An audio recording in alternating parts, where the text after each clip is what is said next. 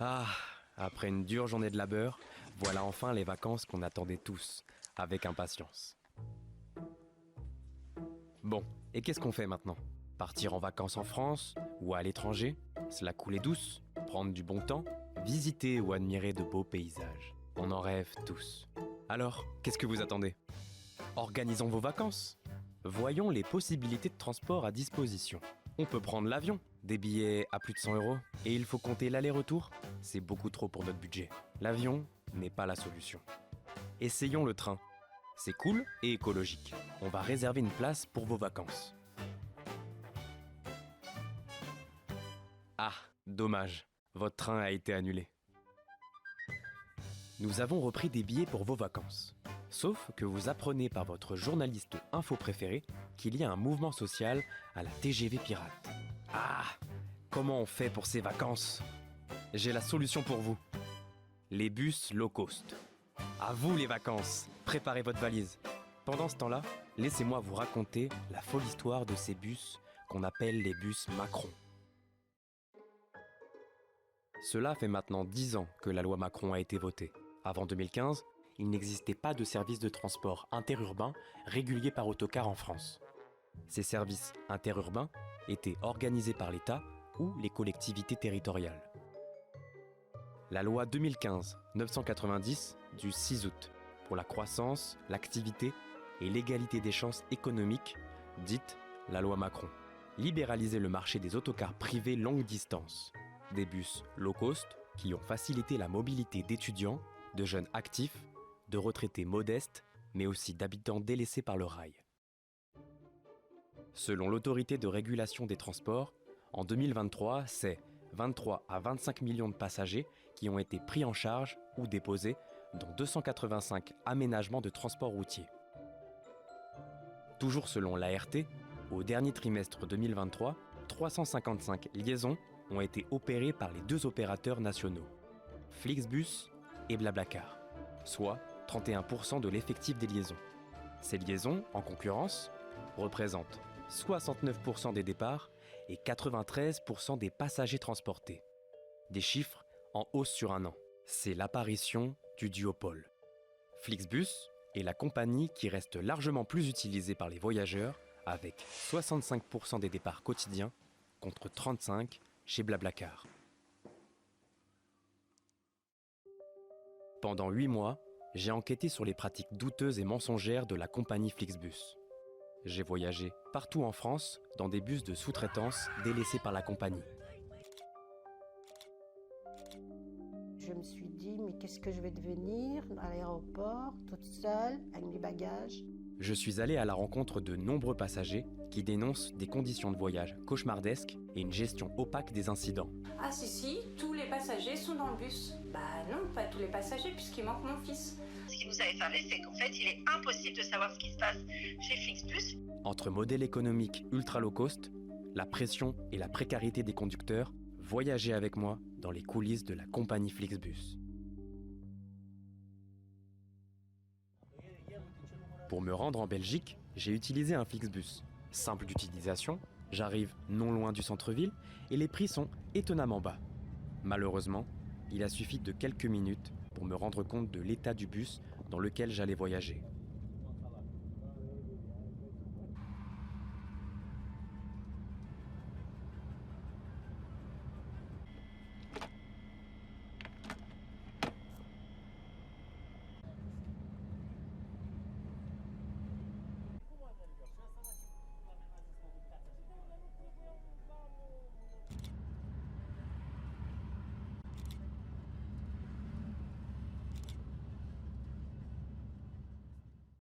C'est en novembre 2024 que commence mon enquête. Mais quand on n'a aucune piste, je me suis dit, il suffirait d'allumer son ordinateur et de taper des mots-clés. Et c'est comme ça que je tombe sur des articles assez négatifs concernant la compagnie. Il y a aussi des forums et des groupes Facebook, avec beaucoup de témoignages. Grâce à cela, je rencontre Claudia Alain, qui a dénoncé en 2023 ses conditions de voyage et ses mésaventures au Télégramme. Je prépare mon voyage au mois d'août, sachant que j'allais partir en septembre pour 2 semaines. Donc je prépare mon voyage calmement avec tout ce qu'il faut, l'aller, le retour. Et au retour, donc, je réserve également Marseille-Paris et Paris-Lorient. Arrivée à Paris, je me dis, dans mon calcul, je me dis, ce serait quand même bien que je prenne un Flixbus pour limiter en fait les frais de voyage. Et je me dis, c'est très très bien parce qu'il y a un bus qui part de l'aéroport Charles de Gaulle pour arriver à 21h20 pour arriver à Lorient à 6h du matin. Wow, je me dis, je vais passer la nuit. Et puis je l'avais déjà fait en fait, ce voyage-là. Je l'avais déjà fait auparavant, en 2018. Je ne me souviens plus trop à quelle date. Et ça s'était très très bien passé.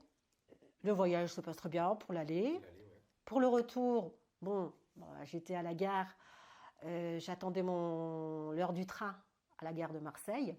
Malheureusement, quand j'attendais mon train à la gare Charles de Gaulle, à la gare Saint-Charles à Marseille, je reçois un mail de Flixbus m'annonçant que malheureusement le bus est annulé. Donc moi en panique, je me dis mais comment je vais faire ? Normalement, c'est prévu, c'est dans la continuité de mon voyage.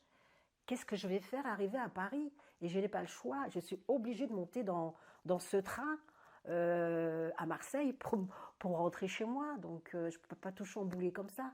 Du coup, j'essaie de contacter en fait les bureaux de Flixbus. J'ai une personne au téléphone qui me dit « Ah on est désolé, mais oui, effectivement, le bus est annulé. On n'a pas d'autre pas d'autre alternative pour vous. C'est à vous de trouver un moyen de rentrer de Paris sur Lorient. » Et vous avez fini par trouver donc ? Et du coup, j'ai rien trouvé, puisque arrivé le vendredi soir à l'aéroport en fait, de Charles de Gaulle, il était 20h. Un vendredi soir, donc impossible de trouver quoi que ce soit. C'est pas comme ça, en claquant des doigts, qu'on trouve une alternative. Un vendredi soir, les Blablacar sont pleins. J'ai déjà fait aussi du covoiturage, Paris, Lorient, puisque j'ai habité un moment à Paris, donc je sais comment que ça se passe. J'aurais pu le faire, mais c'était trop tard. Est-ce que Flixbus est sécurisé pour les voyages de vos enfants ? Pour Claire et Catherine, c'est une histoire à couper le souffle. Elles nous racontent la folle aventure de leurs enfants avec la compagnie. Alors, donc on a pris un billet de bus Flixbus pour notre fils qui devait passer des examens à Toulouse, donc de Niort. Donc mon mari l'a déposé à l'arrêt de bus une demi-heure, facilement 20 minutes avant l'heure prévue du bus. Après l'heure où il aurait dû être pris, moi j'ai envoyé un SMS à mon fils pour lui demander « Alors ça y est, t'es dans le bus ?» Il me dit « Non, j'attends toujours le bus. » Je fais « Comment ça, t'attends toujours le bus ?» Il me fait il n'est pas passé. Il m'a envoyé un message pour me dire qu'ils avaient du retard. Je fais « Oui, mais bon, quand même, là, ça fait plus de 3/4 d'heure qu'ils ont du retard. » Je fais écoute, je vais les appeler. Notre fils de 20 ans est parti il y a tout juste un mois rendre visite quelques jours à son ami en Belgique. Il voyageait en Flixbus, c'était pas la première fois qu'il faisait l'aller-retour jusqu'à Charleroi. Donc à l'aller, rien à signaler, mais au retour, au moment de monter dans le bus, le chauffeur lui dit que le QR code de son billet ne fonctionne pas et donc il ne peut pas le prendre dans son bus. Donc mon fils lui montre le mail avec le billet entier en disant regardez, c'est le bon bus, j'ai bien payé, oui, c'est le bon horaire, oui, tout est bien, sauf que le QR code ne marche pas, donc je ne vous emmène pas. Et il l'a laissé sur le bord de la route en Belgique, à 19h en pleine nuit, voilà. Là, je suis tombée sur quelqu'un qui m'a dit mais le bus est déjà passé. Je fais non, c'est pas possible, le bus n'est pas passé. Mon fils est toujours à l'arrêt. Ah si, tous les passagers sont dans le bus. Non, pas tous les passagers puisqu'il manque mon fils. Et là, j'avoue que je suis partie un peu en vrille parce que le stress du fait qu'il n'ait pas son bus.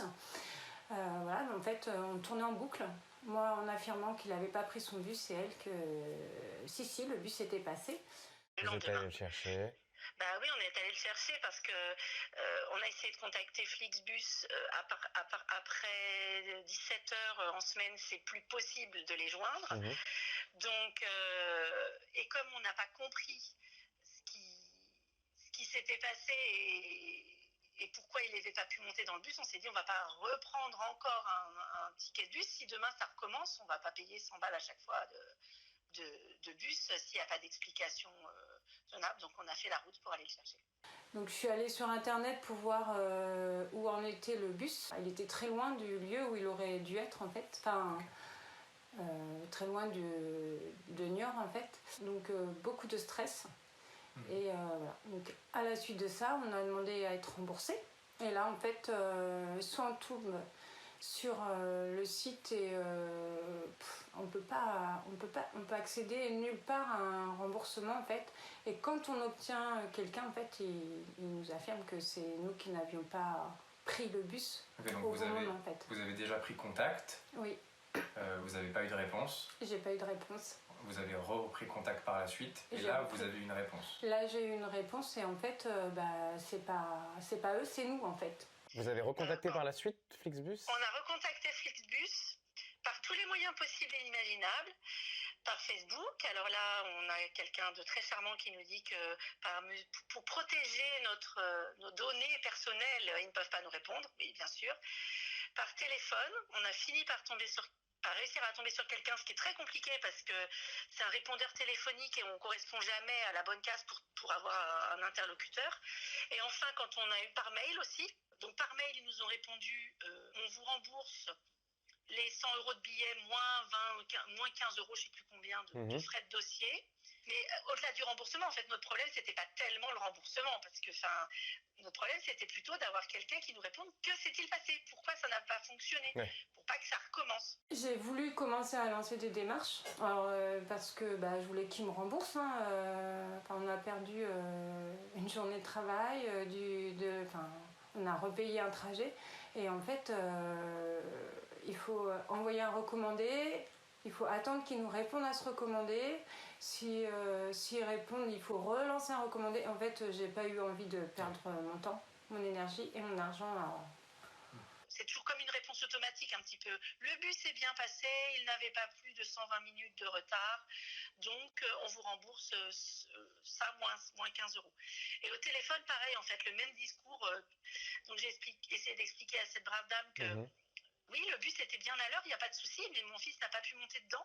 Et qu'en fait, au-delà du remboursement, ce qui n'était pas notre priorité, en fait, c'était de savoir, est-ce qu'on peut refaire confiance à Flixbus en laissant monter nos gamins dedans ? Ce qui nous a effarés, c'est qu'en fait, il est impossible de savoir ce qui se passe chez Flixbus parce que si le conducteur, de sa propre initiative, ne signale pas un incident, pour eux, il n'y a pas eu d'incident, donc on ne peut pas aller plus loin. Et donc, en fait, on ne peut jamais savoir ce qui s'est passé avec Flixbus. Après tous ces témoignages, j'ai voulu aller revoir ces fameux bus verts pour retester les voyages et le service client. C'est parti!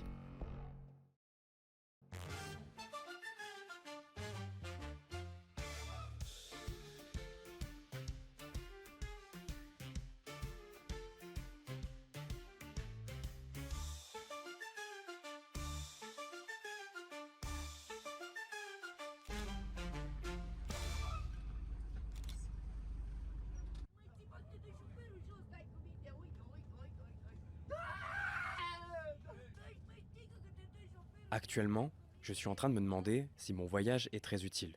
Car oui, pour répertorier des bus, tout se joue sur le hasard. Mais bref, passons. Maintenant, direction la Belgique. Et là, c'est la même chanson. J'ai pu discuter avec une personne voulant rester anonyme. Cette personne a voulu voyager en famille avec la compagnie, qui l'a malheureusement fait tourner en rond. Sauf que lui, il n'en est pas resté là. Après quelques appels non fructueux au service client, après moult mails, moult lettres, il a décidé de faire appel à une médiation. Après l'étude des éléments, le médiateur a pu constater que le client affirme que le bus du 5 mars 2023 effectuant le trajet Lille-Paris ne se serait jamais présenté. Il souhaite obtenir le remboursement de ses billets non utilisés et un dédommagement. Mais Flixbus n'a pas donné suite à sa demande. Pourtant, la loi est claire. Conformément à l'article 2 du règlement de l'Union européenne, celui-ci est applicable aux passagers qui voyagent en empruntant des services réguliers sur un territoire d'un État membre et lorsque la distance prévue est supérieure ou égale à 250 km. Selon l'article 19 du même règlement de l'Union européenne, lorsqu'un transporteur peut raisonnablement s'attendre à ce qu'un service régulier soit annulé ou que son départ d'une station soit retardé de plus de 120 minutes, ou encore dans un cas de surréservation, les passagers se voient immédiatement offrir le choix entre la poursuite du voyage ou le réacheminement vers la destination finale, tel établi dans le contrat de transport. En vrai, médiation tourisme voyage, ça m'intéresse. Pour mieux comprendre et pour répondre aux questions des usagers, j'ai rencontré Adrien Ruel, juriste chez Médiation Tourisme Voyage. Je suis plus exactement responsable juridique au sein de la médiation depuis moins d'1 an maintenant. Et j'étais juriste avancé depuis 2019. Plusieurs de mes témoignages évoquent des situations de danger. Donc là, on parle d'incidents graves et de sécurité. Panne de trajet, chauffage. Il n'y a plus de chauffage pour l'hiver. Pareil pour la climatisation l'été, voire des chauffeurs agressifs. Quels sont les recours possibles selon vous pour ces usagers ? Alors, il y a plusieurs aspects. Il y a l'aspect qui relève vraiment du contractuel ou du qualitatif. Ce qu'on appelle qualitatif, notamment le chauffage. Le chauffage, vous aviez mentionné aussi dans votre mail les toilettes, bouchées, tout ça.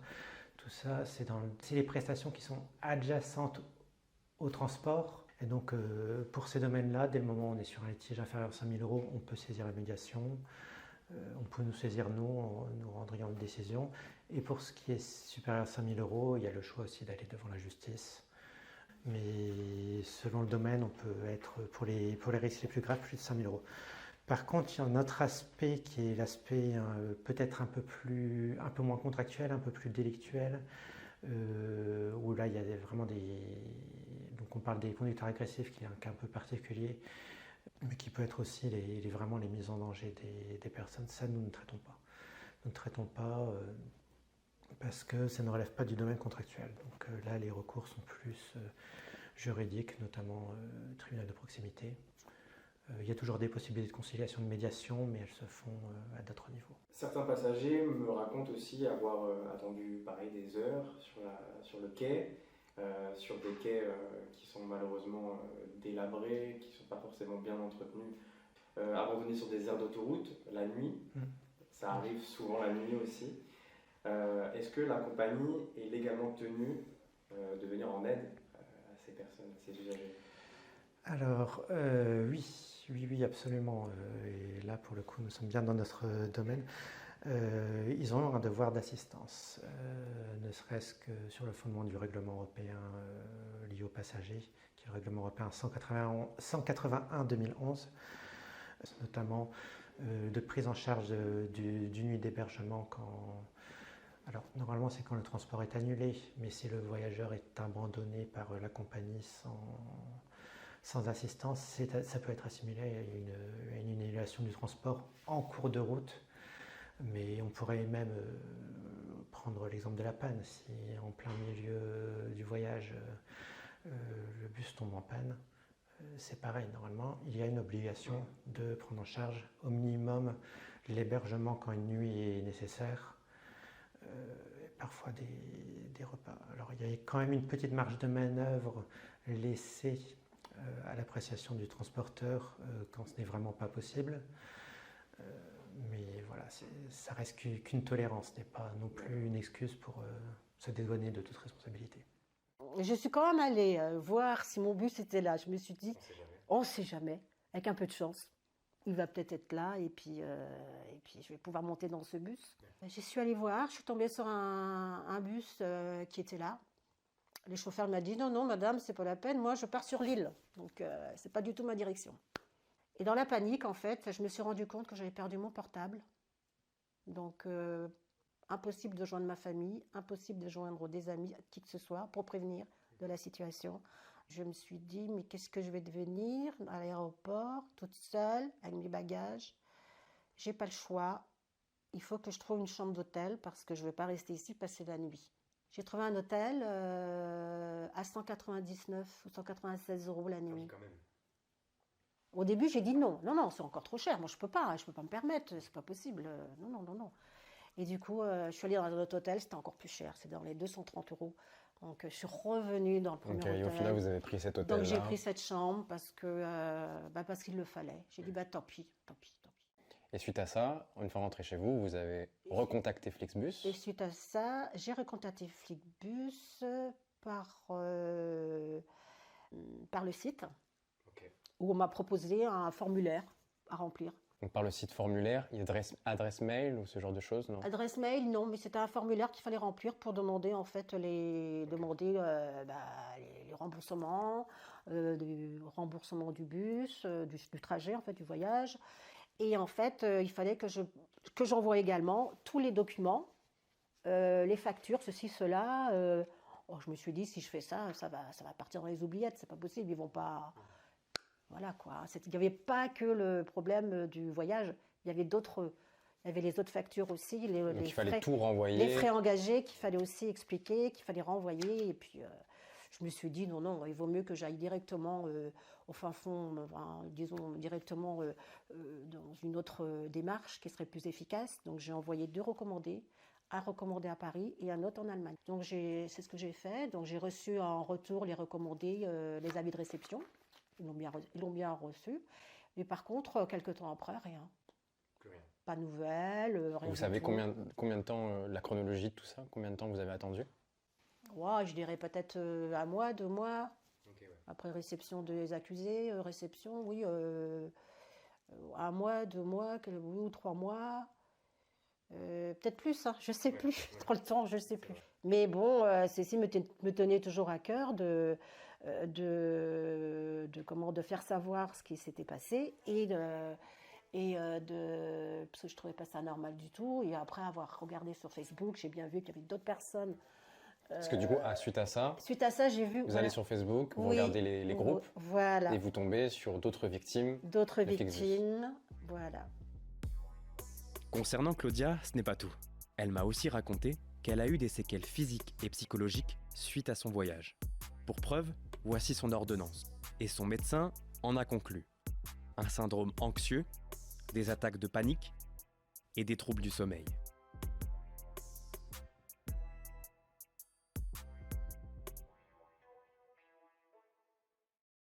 Attachez votre ceinture durant toute la durée du voyage. Dans les poches des sièges situés devant vous se trouve notre carte de bord. Revenons à mon voyage en Flixbus. Ça fait déjà presque 1 semaine que je me balade de bus en bus, plus ou moins propre. Et j'en profite aussi pour discuter et me rapprocher des conducteurs et des conductrices pour en savoir un peu plus. Vous l'aurez compris, dans ce reportage, on va aussi se pencher sur les salariés des sous-traitants du géant vert. Mais d'abord, il y a une chose que j'ai zappé de vous parler, la sous-traitance.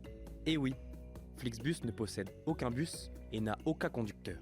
En gros, c'est quoi? La sous-traitance, c'est une opération par laquelle une entreprise A confie à une entreprise B la mission de réaliser, pour une partie des actes de production, tel ou tel service. Et donc cette entreprise B, appelée par l'entreprise A, donneur d'ordre, est responsable de tout ce qui pourrait arriver. Est-ce que Flixbus, une compagnie low cost, a sa responsabilité? Flixbus travaille en sous-traitance, donc avec des prestataires indépendants, des entreprises partout en Europe. Selon vous, à qui incombe la responsabilité en cas de litige? Alors, selon nous, la responsabilité est partagée.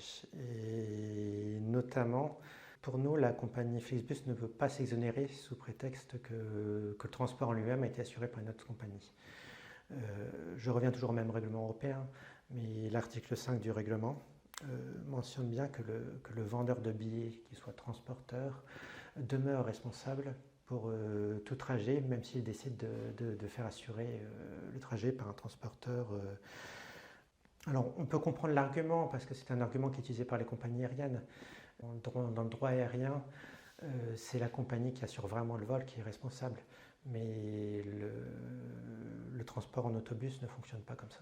Il y a une petite astérisque que j'ai mentionnée quand même, c'est pour que le règlement s'applique, il y a une condition de distance. C'est-à-dire que le trajet doit faire un minimum. Alors, je n'ai pas les distances en tête, mais il me semble que c'est 200-300 km. La compagnie Flixbus, sur un trajet de 120 km par exemple, pourrait écarter le règlement et donc essayer d'utiliser ces arguments-là. Mais lorsque le règlement s'applique, le règlement est très clair. Bon, mon voyage est terminé. Et je n'ai pas réussi à convaincre des conducteurs à témoigner. La plupart avaient peur de me parler. J'ai quand même essayé d'en contacter quelques-uns via Internet, mais pareil, sans succès. Et ces bus de sous-traitance, pourquoi sont-ils si mal entretenus ? J'ai voulu en discuter avec eux, avec les sous-traitants. Mais pareil, j'ai subi de nombreux refus. C'est dommage, étant donné que certaines sous-traitances travaillaient au noir ou avaient des problèmes de salaire. Est-ce que marcher en sous-traitance, ça peut amener à un flou juridique ou pas, d'avoir plus de difficultés justement à traiter les cas de Pour litige? nous, flou juridique, non. Par contre, oui, il va y avoir des difficultés par la multiplication des acteurs. Parce que du coup, chaque professionnel va se renvoyer la balle. Et pour un consommateur, c'est peut-être pas toujours évident entre, je vais prendre un sous-traitant qui en plus peut être à l'étranger, qui ne parle peut-être pas la langue du professionnel. Si Flixbus ou une autre compagnie de bus ou Blablacar renvoie le client vers leur sous-traitant, le sous-traitant pourrait être un peu perdu. Pour moi, ce n'est pas un cas juridiquement qui pose problème. Ce n'est pas le cas qui pose le plus problème pour moi. Alors j'ai aussi un document. Donc je reconnais le logo. Le logo, vous l'avez vu, oui. Alors c'est un témoignage, donc une personne qui a fait appel au service. Oui. Il y a pu avoir quelques cas constatés. Donc le client affirme que le bus n'est pas passé, oui. Qu'il souhaite obtenir remboursement de ses billets non utilisés et un dédommagement, et que Flixbus n'a pas donné suite à ça. Ce qui s'est passé, c'est que du coup, il y a eu un recours qui a été fait. Oui. Et malheureusement, Flixbus répond que le bus est passé et qu'il n'y a pas de souci vis-à-vis de ça. Qu'est-ce qui se passe à ce moment-là ? Alors, ça fait partie d'une de nos plus grandes difficultés. C'est-à-dire que nous, en tant que médiation, nous n'avons pas vraiment les pouvoirs d'un juge. C'est-à-dire que nous ne pouvons pas demander d'expertise, nous ne pouvons pas demander d'enquête, nous ne pouvons pas demander à la compagnie de produire des documents. Qu'elle produise des documents, c'est mieux pour elle, pour sa défense. Mais voilà, nous ne pouvons pas demander plus. Maintenant, ce que nous savons, c'est que la compagnie, normalement, géolocalise ses moyens de transport. Donc, pour nous, notre position, c'est à eux de prouver que le bus est bien passé.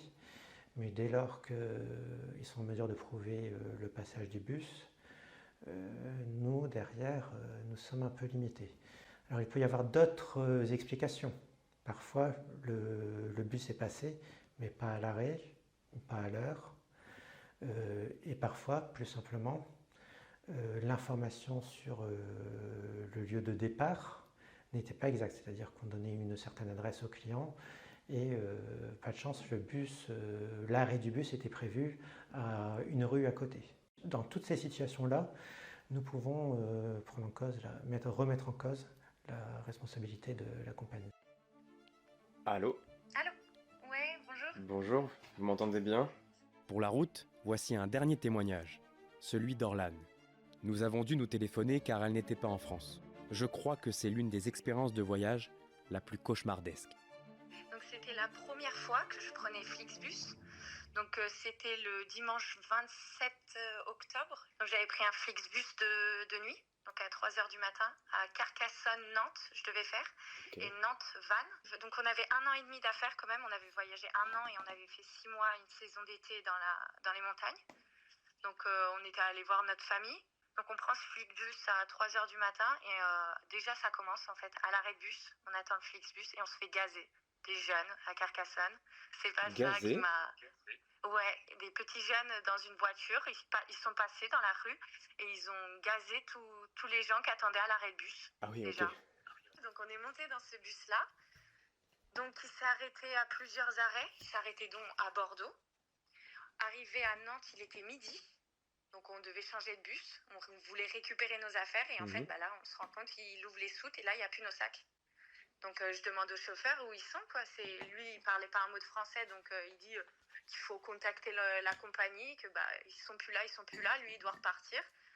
Donc il y a 1 an et demi d'affaires qui ont disparu, il y avait 2 sacs. Donc je me dis mince, qu'est-ce que je fais? Je me retrouve sans rien, sans affaires. Je décide quand même de continuer mon trajet de rentrer chez moi en Bretagne. Ouais. Et en fait, je me suis rendu compte que j'avais un traceur dans cette valise. Et je me rends compte qu'il est en fait à Bordeaux et il bouge pas. Le point GPS m'indique qu'il est à un endroit, dans une rue, et ça bouge pas. Donc arrivé à Vannes, il est 15h. Je décide de récupérer ma voiture et de refaire 4 heures de route pour aller à ce point GPS, pour savoir si je peux récupérer quand même mes affaires ou quoi que ce soit. La nuit commence à tomber, donc c'était derrière la gare. Donc un endroit où il y a les prostituées, il y a des drogués, donc un endroit bien glauque. J'appelle la police, ils me raccrochent au nez. Je la rappelle après, ça répond même plus. Je demande juste de l'aide, qu'ils viennent m'aider, d'avoir quelqu'un avec moi pour rentrer dans cet endroit-là. Bref, il n'y a pas d'aide, il n'y a rien. Ils me téléphonent même pas, ils me rappellent même pas. Ils me disent qu'ils vont me transférer. Bref, il n'y a rien du tout. Je reste au moins 20 minutes dans ma voiture à attendre que j'ai de l'aide, mais je vois que ça ne va pas bouger. Du coup, je décide de faire justice moi-même. Et en fait, je me rends compte que c'est un squat. Genre, il y a un sac de couchage au sol et plein de valises. Donc, il y avait la mienne, il y avait mes 2 sacs complètement vides. Il y avait, c'était bien installé en fait. C'était quelque chose qu'ils faisaient régulièrement. Il y avait plein d'autres affaires volées, donc des écharpes de luxe, il y avait des papiers, il y avait des téléphones un peu partout. Du coup, je récupère mon sac, je récupère mon 2e sac et je me dis mais je peux pas récupérer que mes affaires, sachant qu'il y en a. Je pense que c'est d'autres bagages qui ont été volés. Du coup, je décide de récupérer tout ce que je peux avec moi. Je mets dans ma voiture. Et je décide d'aller au commissariat déposer les affaires qui ne sont pas à moi, quoi, qui ont été volées, et en espérant qu'ils vont les restituer les affaires aux personnes qui ont été volées. Et j'arrive au commissariat de Bordeaux et là c'est un accueil très très très bizarre. Ils m'insultent de voleuse. Ils me disent que c'est n'importe quoi ce que j'ai fait. Je suis rentrée dans un lieu qui n'est pas chez moi. Bref, ils me demandent de retourner les affaires à l'endroit, même si c'est dangereux, ils me disent vous poussez la porte et vous les jetez. Je leur dis que c'est pas possible, quoi. C'était vraiment dangereux. Le monsieur, ça se trouve maintenant, il y est. C'est pas possible. Ok, dis donc. Ouais. Je m'attendais pas à ça. Ouais. Voilà l'histoire. Et Flixbus, du coup, je me suis retournée contre par mail. Ils voulaient pas du tout me rembourser. Au final, ils ont bien voulu me rembourser que de 150 € pour 2 bagages, sauf que il y a 2 plaintes avec 2 bagages différents. Du coup, ils ont bien voulu me rembourser 300 €. Mais bon, il y avait plus de 2000 € dans un sac et 500 € dans un autre. Donc, on a eu beaucoup de pertes et ils veulent rien faire. Donc, c'est que 150. Ils peuvent le max que 150. Donc, ils s'en foutent, quoi. Et tu leur as raconté cette histoire? Ah, mais bien sûr. Ah, mais bien sûr. Ah oui. Et qu'est-ce qu'ils ont répondu? Ah, mais rien. Genre, c'est courant en fait à Bordeaux. J'ai regardé des articles Bordeaux. Ils ont même changé de gare routière tellement qu'ils se faisaient voler. Il y a eu la police qui surveillait. Ils s'en foutent quoi. Ok. Je sais pas, le chauffeur de bus déjà il peut regarder qui rentre et qui descend et voilà quoi. Il peut avoir quand même une surveillance de la part du chauffeur. Et selon toi, vis-à-vis du chauffeur, c'était pas le cas, il n'y avait pas de surveillance, il n'y avait pas de. J'ai voulu sortir me dégourdir les jambes à Bordeaux justement. Je venais de me réveiller, je me dis j'ai trop envie de sortir, là ça fait quand même un bon bout de temps qu'on est dans le bus. Les portes étaient fermées. Et même ce qu'ils m'ont dit par mail, ils m'ont dit que toute affaire dépassant les 500 € doivent être avec moi en cabine et pas en soute. Donc ça veut dire que je leur ai dit un pantalon ou un sèche-cheveux, je dois le mettre en cabine. Et ça respecte pas les dimensions. Ils ont dit ils essayaient de raconter n'importe quoi. Et j'ai voulu retenter. Je leur ai redonné une chance quand j'ai fait Vannes-Paris pour reprendre un avion. Plus jamais. Là, c'était la dernière fois. Donc pareil, de nuit, vu que j'avais mon avion qui était très tôt le matin. Je suis tombée, mais c'était n'importe quoi. Ils faisaient la fête, en fait, les gens dedans. Ils prenaient de la drogue, ils parlaient fort, ça buvait de l'alcool, mais juste à côté de moi. Et j'étais là, mais c'est pas possible, quoi. C'était la dernière fois. C'était la dernière fois que je prenais un Flixbus. Voilà, j'ai réussi à réunir pas mal de choses. avec ma caméra et hors caméra. Les conducteurs se sont ouverts à moi en off et j'ai été ravi de les écouter. En même temps, j'ai envoyé des mails à Flixbus pour avoir leurs réponses à mes questions. Mais ce sera juste après le grand entretien avec Khalid Ouzif, secrétaire fédéral en charge du transport routier voyageurs chez Force Ouvrière. Dans un premier temps, on va parler de la sous-traitance et ses dérives. Donc ma première question va être, peut-être que vous le savez, mais de plus en plus de trajets sont assurés par des sous-traitants. Quelle est aujourd'hui la réalité du recours à la sous-traitance dans les transports routiers de voyageurs? Sur le territoire français, Sur le territoire français. 100% c'est de la sous-traitance. Comment? 100%, 100%. c'est que de la sous-traitance. C'est que de la sous-traitance. Flixbus n'a pas de réseau en soi en fait. Elle n'a pas d'autocar, elle ne possède pas les autocars. Elle passe ce qu'on va faire un marché commercial avec une entreprise locale pour, on va dire, exploiter la ligne qui va être ouverte au nom de Flixbus. On va avoir, je vous donne un exemple, un Paris qui va aller jusqu'à un Berlin-Madrid qui va être exploité éventuellement par une entreprise française du départ de Berlin jusqu'à Madrid. D'accord. Donc tout se passe véritablement en sous-traitance sur le territoire français. C'est rare d'avoir, dans ce genre d'entreprise, c'est rare d'avoir sa propre flotte. Flixbus n'a pas de flotte, elle passe obligatoirement par des prestataires et donc des sous-traitants. Les entreprises sont, on va dire, sous notre convention collective transport routier et activités auxiliaires. Ça n'empêche pas que la plateforme Flixbus, elle, est reconnue comme une plateforme numérique en fait. Et donc, elle met en relation, c'est plus de la mise en relation de lignes, elle se positionne sur des lignes et après elle les sous-traite, elle les met à disposition pour des entreprises qui vont venir les exploiter.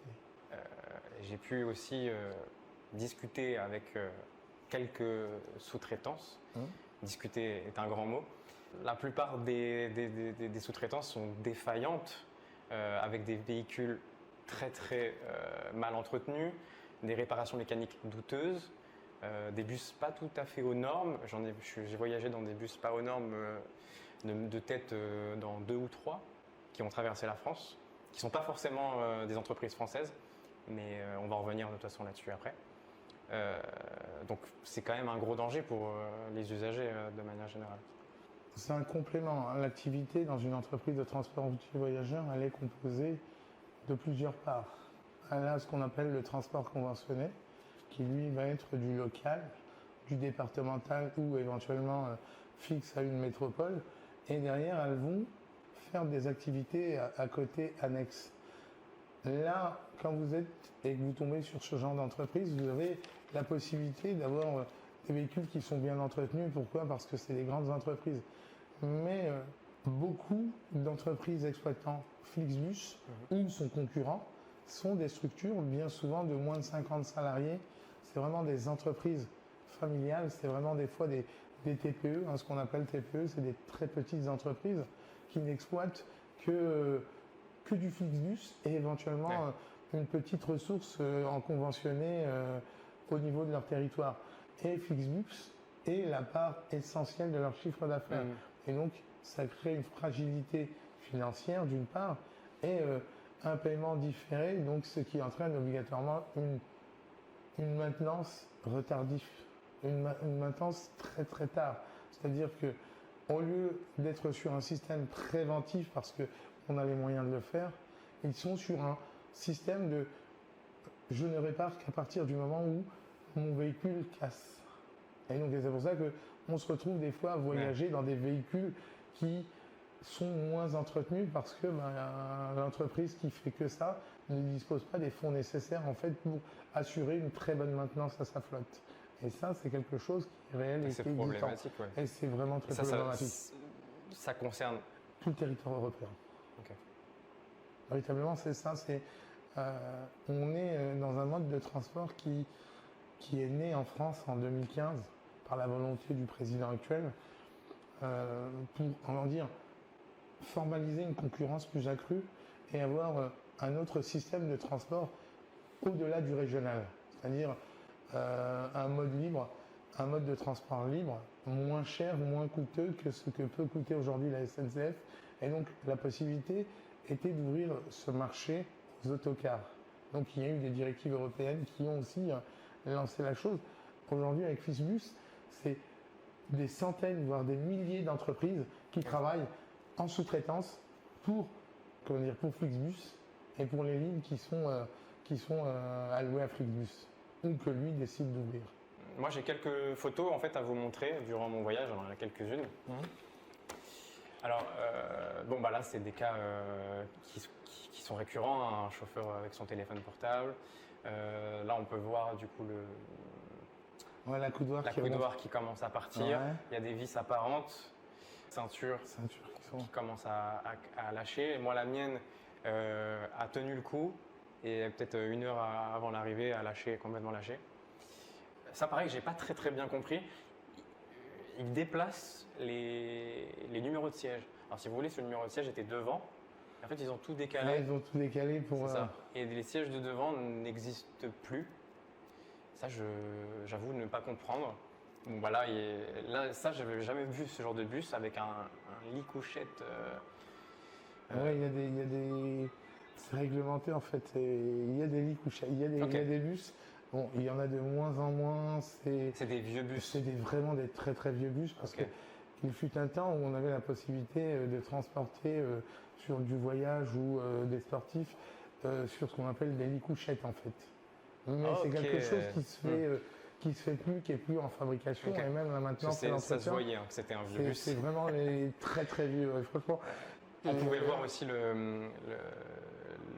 la vitre, le pare-brise. Ouais, le pare-brise, j'ai vu que le pare-brise était fêlé. C'est ça. Ça arrive aussi souvent. En tout cas, dans les bus que j'ai pris, voilà. Ça, c'est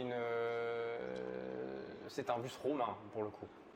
Tout à l'heure, je vous parlais de sous-traitants défaillants, donc de véhicules mal entretenus, de réparation mécanique douteuse. Là, pour le coup, c'est le cas. En fait, on s'est arrêté 1 heure sur une aire d'autoroute. Et si vous voulez, la plaque qui est juste ici commençait à taper et elle faisait du bruit. Ah, et en fait, ils ont récupéré des clous ou des marteaux et ils ont commencé à taper. Et ça, j'avais pas très très bien aussi compris. J'ai trouvé ça problématique pour la sécurité, ne serait-ce pas forcément pour nous, mais pour aussi ceux qui roulent à côté. Ça, c'est récemment. Donc, c'est une fille qui a publié sur les réseaux, donc, notamment TikTok, qui oublié sur une station essence. Oui, Elles ont réussi à rattraper le bus et le conducteur. Bon, on n'a pas le contexte malheureusement. Voilà, le chauffeur espagnol qui commence à perdre sa patience. Et voilà. Après, c'est des conflits entre humains. C'est ça. C'est des conflits entre humains. Je vous dirais que au démarrage, c'était pire que ça. Moi, j'ai souvenir à 1 kilomètre d'ici, la carte Flixbus qui prend feu sur le périph'. J'ai souvenir de certains véhicules sur l'autoroute. On a un système de freinage assez particulier, donc on tombe jamais véritablement en panne à cause des freins, mais qu'il y avait au niveau de la pédale presque plus assez de freins. Qu'il fallait qu'il utilise ce qu'on appelle les freins de secours. Donc il y a une petite évolution en bien, mais il y a encore beaucoup de choses à faire. Flixbus aujourd'hui sur le territoire français, c'est quelque chose qui existe depuis 10 ans en fait. Depuis 10 ans depuis et en plus Macron. Voilà, c'est depuis l'écart Macron. C'est comme ça qu'on l'appelle. C'est vraiment quelque chose qui s'est développé à partir de 2015. Dans la réalité, c'est un système qui est en plein développement et ouais, bien évidemment, il est en phase de construction. 10 ans, c'est trop court? C'est trop court, oui, c'est court par rapport au marché véritablement, aux lignes. On est sur des grandes lignes. Les véhicules ont besoin d'être entretenus. Les véhicules, selon la marque, selon le prix qu'on prend, selon le véhicule qu'on prend, donc il y a des marques qui sont plus solides que d'autres. On est dans un monde libéral. Je change carrément. Pour faire le contexte, on est dans un monde libéral aujourd'hui où il y a un espèce de dumping qui s'opère. C'est-à-dire que si vous vous positionnez sur une ligne, comme une ligne Flixbus, seules, on va dire, les rentrées en usagers vont vous permettre de vivre. Les moyens que vous allez investir ne sont pas les mêmes que si c'était un transport conventionné. Quand c'est un transport conventionné, vous avez un appel d'offres, vous savez déjà que pendant 5 ans, chaque année, vous aurez X% de chiffre d'affaires. Là, quand vous prenez et que vous répondez à Flixbus sur une ligne déterminée, vous avez le passif de la ligne parce que Flixbus a, on va dire, ce passif, mais vous n'avez pas de garantie, en fait, de réelle garantie qui va vous permettre de survivre. Je donne un exemple, sur un ticket à 10 €, peut-être que Flixbus, alors j'ai pas la part, le pourcentage que prend Flixbus, mais sur Flixbus, si elle prend 20%, bah, il reste plus que 10 € sur une place. Et donc c'est comme ça en fait que le marché il est existant et ça crée un déséquilibre. Et la dernière fois qu'on s'est eu au téléphone, je vous dis, la défaillance des entreprises, beaucoup de défaillances aujourd'hui d'entreprises sont celles qui n'utilisent que Flixbus ou Blablabus parce que la rentabilité elle n'est pas garantie en fait. Un autocar, ça passe au contrôle technique tous les 6 mois. Sauf que quand il passe au contrôle technique et qu'il n'est pas, en fait, qu'il n'est pas valide, au bout de 6 mois, on le présente. Après, il a 1 mois pour repasser. C'est comme pour les véhicules. Il a 1 mois pour réparer le véhicule. Mais entre le moment où il a été contrôlé la première fois et le 1 mois, le véhicule, il peut circuler librement sur la route. Et ça, c'est une défaillance des textes de loi. Ce n'est pas une défaillance de Flixbus ou des salariés, parce qu'un salarié ne peut pas se plaindre.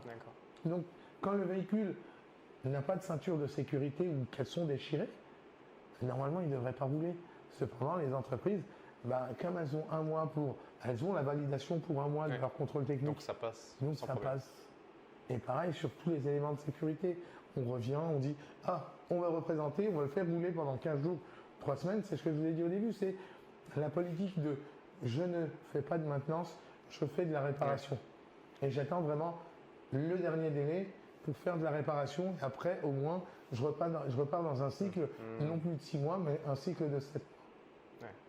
Du coup, beaucoup de passagers subissent ça malheureusement. Mais les premiers qui subissent toutes les contraintes, ce sont les passagers et les salariés en fait. C'est vraiment eux les derniers maillons de la chaîne à qui on ment tous les jours et à qui on fait prendre des risques. Maintenant, on va passer sur les conditions de travail et les salaires. Voilà. Je pense qu'il y a beaucoup à dire. Certains chauffeurs peuvent être renvoyés. Vous avez eu connaissance d'un dossier. Alors, on a eu beaucoup de dossiers comme ça en fait. Justement, je vais vous le rappeler. Je vais vous rappeler. Alors, mes sources, c'est beaucoup d'articles. D'accord. Notamment un de Libération. Vous connaissez Abdelhamid Fertas. Ouais. Voilà, il a été licencié après une liquidation judiciaire de l'entreprise qui était du coup une sous-traitance Flixbus, totalement Flixbus. Flixbus. Vous connaissez bien le dossier. Très bien, ouais. Comment Flixbus gère ça? Est-ce que c'est normal déjà? Sans parler de normalité, Flixbus ne gère pas ceci. Elle a, comme je l'ai dit, en fait, elle dit quand on a sollicité en fait sur le dossier Flixbus pour savoir quelle est la part de responsabilité, comment ils voient ces choses-là, ils nous renvoient toujours vers l'entreprise. Et leurs mots sont toujours les suivants. Nous avons un contrat commercial et de sous-traitance avec telle entreprise. Le management et ce qui se passe dans l'entreprise ne concerne que l'entreprise, ne concerne pas Flixbus. Flixbus apporte juste le marché et derrière tout ce qui est on va dire conditions de travail, rémunération, ça les concerne pas, ça incombe à l'entreprise. On a des entreprises qui sont sur des bonnes lignes, comme je l'ai dit au début, qui vont avoir une multitude d'activités et qui vont faire du Flixbus en complément. Donc ça veut dire que les salariés sont des salariés qui sont sur des coefficients de 155, 150 V, qui sont des conducteurs de grand tourisme, qui là c'est réglementé par la convention collective française, où aussi le taux de rémunération est plus important et qui vont se retrouver à faire ce genre de mission en complément de l'activité parce qu'il y a ce qu'on appelle des vagues dans l'activité occasionnelle. Et donc, quand il y aura des creux dans l'activité occasionnelle et touristique, ils vont être amenés à faire du Flixbus en complément.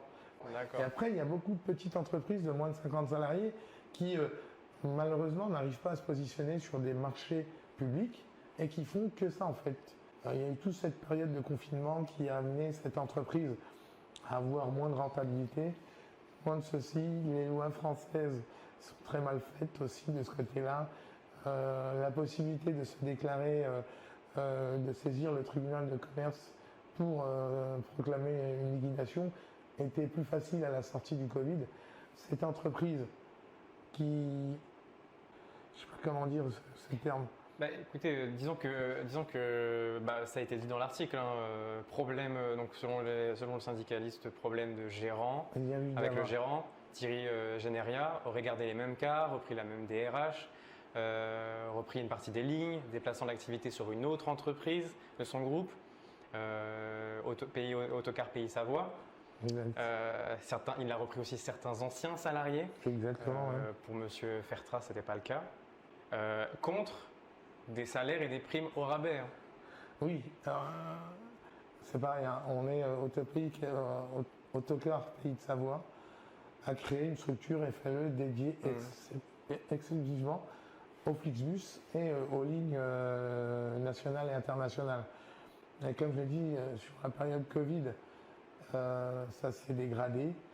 Le car, d'ailleurs, on peut le dire, je crois que le car, plusieurs de leurs cars ont eu des problèmes mécaniques sur les trajets. Les conditions de travail n'étaient pas bonnes du tout. Il n'y avait pas un respect de la convention collective. Et c'est vrai que quand ils ont monté de toutes pièces cette liquidation judiciaire, parce que c'est véritablement monté de toutes pièces cette liquidation judiciaire, c'est que les problèmes arrivaient en fait, c'est que on avait un syndicat présent dans la société qui était en capacité de révéler à la presse et à tout le monde qu'il y avait des défaillances au sein de cette entreprise. Je dis pas que... Parce qu'ils ne peuvent pas s'en mêler de ça. Non. Mais est-ce qu'ils ont une responsabilité? Est-ce que c'est quand même ceux qui... Alors pour eux, alors j'ai plus les mails, mais quand on les a sollicités, non, ils nous renvoient toujours vers l'entreprise. À chaque fois qu'il y a un véritable problème, eux disent, voilà, quand on passe un contrat, le véhicule doit être cyclé Flixbus. Cependant, les normes européennes précisent bien que le véhicule doit porter l'étiquette à l'arrière de l'entreprise. Et donc, pour eux, ils sont juste le propriétaire de la ligne et pas le propriétaire de l'entreprise. Et donc, ils se défaussent à chaque fois. Et c'est vrai que quand on a un véhicule qui brûle sur le périphérique, oui, on dit que c'est Flixbus, ça devrait entacher et il devrait, être, au même titre que l'entreprise, mise en cause par rapport aux problèmes qu'il y a. Disons que pour les usagers, c'est Flixbus. C'est Flixbus. C'est ça. C'est en gros sur les bus. C'est eux qu'on appelle quand on a un souci. Exactement. S'il y a un accident, on pense que... Oui, quand il y a... Après, je pense que Flixbus oriente mal sa communication parce que, honnêtement, sur le territoire français, Flixbus ne détient aucun véhicule. Oui, c'est bien ce que j'avais compris. Vraiment, c'est que de la sous-traitance. C'est que de la sous-traitance pure. En voulant créer un marché unique, l'Europe aussi a créé une concurrence déloyale, tout simplement. Après, Flixbus... Oui, en bon opportuniste qu'ils sont, oui, ils jouent sur le truc et ils jouent le jeu, et en fait, ils jouent le jeu de ce que les textes ont oublié tout simplement d'inscrire sur le marbre. Et derrière, on se retrouve avec des gens et des salariés qui sont contraints, peu importe le pays dans lequel ils sont. Aujourd'hui, dans une entreprise française, ceux qui font que du Flixbus, comme je vous l'ai dit, si c'est une grande entreprise, ils sont pas mal. Mais dans la grande majorité, la rémunération, elle est basse parce que tout simplement, au niveau de la convention collective, on ne négocie que des minima sociaux. C'est vraiment le bas du palier et qu'aujourd'hui, toutes les entreprises, elles tirent tout le monde vers le bas du palier. J'ai rencontré 2 chauffeurs pendant mon tour de France qui n'ont pas malheureusement voulu témoigner face à ma caméra, mais qui ont bien voulu discuter avec moi. Et témoignent d'une pression permanente sur les horaires, quitte à rouler vite, à négliger les pauses. Et c'est ce que reprochent d'ailleurs les usagers, les voyageurs, c'est que c'est dangereux. Quelles sont vos remontées de terrain? Alors, en France, il y a énormément de problèmes. En fait, ces entreprises, elles sont tenues par des lignes, par des horaires de passage qui sont assez stricts. Aujourd'hui, on exerce une pression énormissime sur les salariés, sur les conducteurs, de façon à ce que ces horaires soient tenus. Derrière, bien sûr que le lendemain, on les fait repartir sans pour autant respecter les minima. Pourquoi? Parce que tout simplement, on s'est rendu compte d'une chose en France, et les entreprises les premières, c'est qu'il n'y a pas de contrôle. Ouais, c'est ce que je me demandais. Est-ce qu'il y a des contrôles qui existent? Il y a des contrôles qui existent. Il y a des contrôles. Mais c'est pas suffisant. Non. Là, je vais vous donner un vrai chiffre. On est soumis à une réglementation. C'est les effectifs normalement de ce qu'on appelle la DREAL, la DREAL, qui normalement viennent contrôler ce genre de choses. Mais les effectifs sont presque inexistants aujourd'hui. Aujourd'hui, un pays comme le nôtre procède sur tout ce qui est véhicule de plus de 3,5 tonnes, c'est des millions de véhicules, à moins de 3% de contrôle par année. 3% de contrôle, c'est que dalle. C'est que dalle. Ça veut dire qu'il y en a 97 qui ne respectent pas la réglementation et qui passent par les mailles du filet. Et en fait, les entreprises le savent en fait. Et tout le monde le sait. Et donc, exercer des pressions, ne pas respecter la réglementation, devient la commune, en fait, devient le commun de toute entreprise pour générer des profits. Au final, quelqu'un qui va être en position de conduite et qui va conduire pendant 4h30 ou pendant plus de 4h30, il a peut-être une chance sur 100 de se faire contrôler, voire plus que ça. Des fois, c'est moins. Des fois, c'est 0,01 de chance d'être contrôlé sur une année. Et des fois, sur 3 ans, il y a des entreprises qui ne se font jamais contrôler. Personne et l'État ne met pas les moyens nécessaires. Et donc, en ne mettant pas les moyens nécessaires, on est, je ne crois pas en ce qu'a dit le président, on n'est pas dans un plein emploi aujourd'hui, c'est pas vrai. Il y a des chômeurs, il y en a énormément. Donc, des gens qui attendent derrière pour prendre la place du conducteur, il y en a énormément. On forme tous les jours, tous les ans, la France forme de plus en plus de conducteurs. Donc celui qui est déjà en poste, il subit une pression en fait, la pression de garder son job. Et donc, on peut être vite remplacé. On peut être très vite remplacé, et donc si on est très vite remplacé, on est capable, on va dire, de violer la loi, de subir la pression. Et on subit la pression, et en subissant la pression, on viole les lois, et au final, ça génère plus de fatigue parce que la réglementation n'est pas respectée. Je conduis, mais je ne peux pas me reposer. J'ai même des cas de figure où ils sont 2 dans un véhicule parce que c'est un équipage de double. Il y a une réglementation spécifique et le deuxième conducteur n'existe pas. Et le premier, il a 2 cartes. Et il conduit pendant tout le trajet. Là, on va parler de 2 chauffeurs, d'un sous-traitant de Flixbus qui travaillait au noir. Ça, c'est pas récurrent, on est d'accord? Non, c'est pas récurrent. Ce qui commence à... En fait, on se piège, les entreprises se piègent elles-mêmes en fait. Quand vous répondez, quand vous êtes sur ce type de marché, vous vous piégez obligatoirement. Vous piégez obligatoirement parce que vous êtes structuré et limité à un certain nombre de conducteurs. Et je ne dis pas qu'il n'y a pas eu fraude. Je dis que bien souvent, la contrainte qui est pesée et qui est faite par Flixbus en elle-même sur les entreprises amène ces entreprises à rentrer dans la dérive. Ça veut dire quoi? C'est-à-dire qu'il n'y a pas assez de conducteurs-conductrices? On peut tomber sur une entreprise. Ah oui, alors le secteur d'activité aujourd'hui en France manque cruellement de conducteurs. Une grande majorité des entreprises qui travaillent avec un turnover de plus de 30%, qui travaillent avec un effectif restreint de 5 à 10%. Donc, après, je dis pas, après, il y a aussi le profit. Oui, quand on a un mec au black, on va le payer 100 euros. Évidemment. Sur un aller-retour, on va le payer 100 euros. Et le reste, il est pour l'entreprise. Après, il y a des entreprises bienveillantes, comme il y a des entreprises qui sont des escrocs. Moi, j'ai aujourd'hui des copains qui me disent, moi, j'ai mon auto-entreprise. Et de temps en temps, je travaille pour telle entreprise parce qu'elle fait du Flixbus et elle n'a pas de conducteur. Flixbus passe un marché, une relation commerciale de sous-traitance avec l'entreprise X. L'entreprise X, elle se dit, moi non plus, j'ai pas besoin de conducteur, je vais prendre des mecs qui sont entrepreneurs. L'Europe a créé un système qui est à la limite du crapuleux, et ce sont les plus crapuleux qui s'en servent au détriment des plus honnêtes. Et les plus honnêtes en bas qui ont besoin en fait d'avoir un revenu pour payer leur loyer, qui ont besoin d'avoir un revenu pour se garantir une vie normale, ils rentrent dans ce système et on les exploite totalement en fait.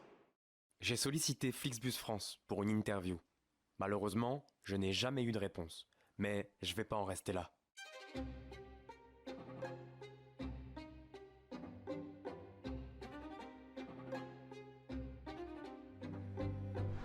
Ok, tu vois le bâtiment là-bas? C'est marqué Aujon. passer là. C'était bien. C'est vous, Flixbus? Ils sont là-haut, Flixbus. Oui, ils sont là-haut.